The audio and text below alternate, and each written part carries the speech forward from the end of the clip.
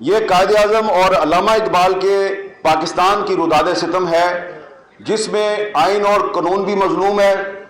جس میں جمہوریت بھی مظلوم ہے، جس میں میڈیا بھی مظلوم ہے۔ اب دو طرح کے وکلا ہیں اور دو طرح کے جج ہیں۔ ایک جج وہ ہوتا ہے جس کا بیٹا جو ہے وہ لیٹ نائٹ اپنی گاڑی کے نیچے دو بچیوں کو کچل دیتا ہے، ان کو قتل کر دیتا ہے، اور اس جج کے خلاف کوئی کارروائی نہیں ہوتی۔ اور دوسرا جج وہ ہوتا ہے جو پہلے وکیل تھا، پھر جج بن گیا، اور 40 سال تک کسی کو خبر نہیں ہوئی، اور 40 سال کے بعد کسی کو یاد آتا ہے کہ اس کے تو ڈاکومنٹس ہی غلط ہیں۔ اب یہ وہی بات ہے کہ کتاب جن مقاصد کے لیے لکھی گئی ہے، ان مقاصد کی تکمیل جو ہے وہ یہیں سے ہو سکتی ہے۔ تو اس لیے ہم آپ کے سامنے حاضر ہوئے ہیں۔ تو میں فرخ ریاض چیمہ صاحب آپ کا شکر گزار ہوں، عبداللہ ملک صاحب کا بھی شکر گزار ہوں، اور سلمان اکرم راجہ صاحب، خواجہ سعد رفیق صاحب، رانا کرام ربانی صاحب، احمد عویس صاحب، آپ سب کا بہت بہت شکریہ۔ اور جو سب سے پہلے مقرر تھے، جن کو میں پہلے نہیں جانتا تھا، انہوں نے آپ کو بتایا کہ پچھلے دور حکومت میں انہوں نے میرے پہ 2 مقدمات قائم کروائے تھے، شاید وہ مدعی تھے۔ آج انہوں نے کہا کہ جی وہ میرے سے غلطی ہوگی۔ آپ کا بہت بہت شکریہ آفتاب ورک صاحب، آپ کو میں پہلے نہیں جانتا تھا، لیکن آپ نے اپنی غلطی کا اعتراف کیا، تو غلطی کا اعتراف کرنا بھی ایک بہادری ہوتی ہے۔ آپ کا بہت بہت شکریہ۔ لیکن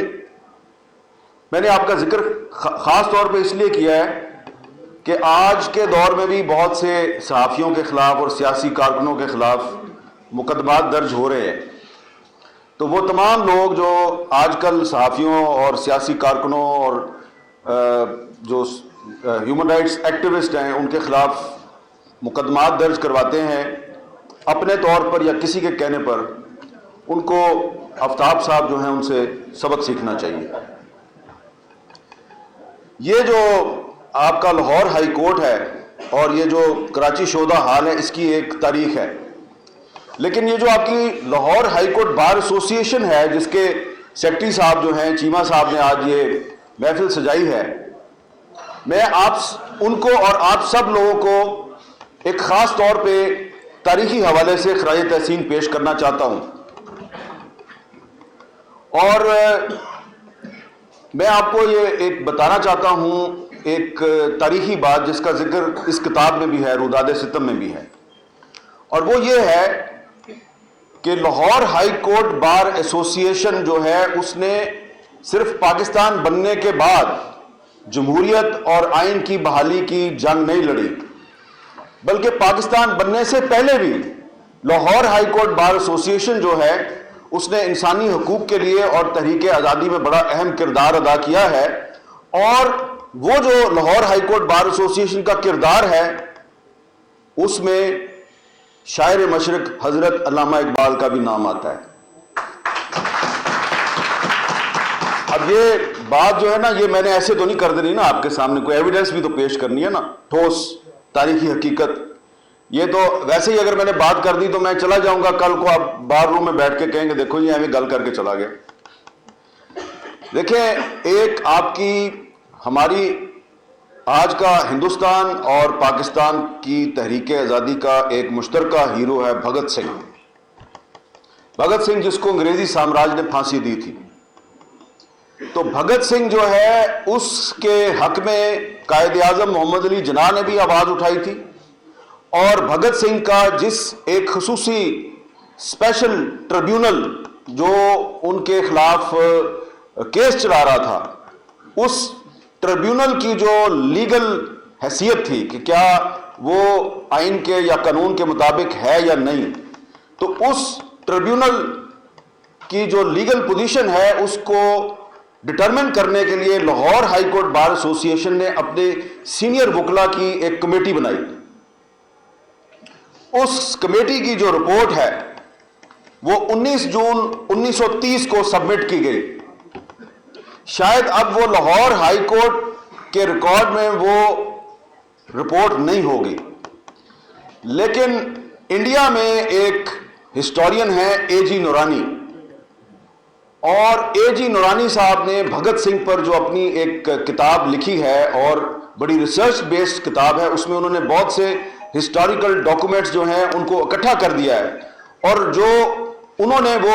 لاہور ہائی کورٹ بار ایسوسی ایشن کی اس کمیٹی کی رپورٹ اپنی کتاب میں شامل کی ہے، وہ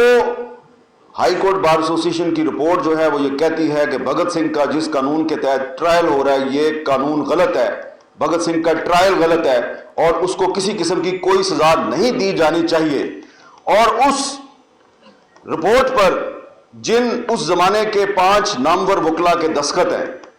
ایک تو ہے گوکل چند نارنگ، برکت علی ایڈوکیٹ، نانک چند ایڈوکیٹ اور ڈاکٹر محمد اقبال ایڈوکیٹ۔ علامہ اقبال نے بھی اس پہ دستخط کیا۔ اب کتاب اگر پاکستان میں چھپی ہوتی تو بہت سے لوگوں نے کہنا تھا جی یہ تو کوئی پروپیگنڈا مٹیریل ہے، کتاب بھی انڈیا میں شائع ہوئی ہے اور اس رپورٹ کا تھوڑا سا انہوں نے عکس بھی شامل کیا ہے۔ تو یہ میں نے آپ کو ہسٹوریکل بات اس لیے بتائی ہے کہ یہ وہ فورم ہے، لاہور ہائی کورٹ بار ایسوسی ایشن کا وہ فورم ہے جس کے ساتھ علامہ اقبال منسلک رہے، اور انہوں نے اس دور میں انگریزی سامراج کے خلاف آواز اٹھانے والے بھگت سنگھ کے حق میں انہوں نے ایک رپورٹ لکھی، اور میں یہ مطالبہ کرتا ہوں آپ سے، میں گزارش کرتا ہوں کہ وہ اے جی نورانی صاحب کی رپورٹ میں سے، وہ کتاب میں سے وہ رپورٹ نکال کے آپ اس کو یہاں پر ریپروڈیوس کریں اور جو وکلا ہیں وہ اس کو پڑھیں، کیونکہ آج بھی اسی قسم کے قوانین بن رہے ہیں۔ پاکستان تو بن گیا ہے لیکن بہت سے ایسے قوانین بن رہے ہیں جن کو دیکھ کر ہمیں انگریزی سامراج یاد آ جاتا ہے۔ اب یہ سیکشن 144 کیا ہے؟ دفعہ 144، یہ بھی تو انگریزوں کے دور سے چلی آ رہی ہے نا۔ تو یہ میں یہ سمجھتا ہوں کہ اس کتاب میں میں نے اس واقعے کا اسی لیے ذکر کیا ہے کہ آج کے پاکستان میں یہ جو جبر اور ظلم ہو رہا ہے، اس کو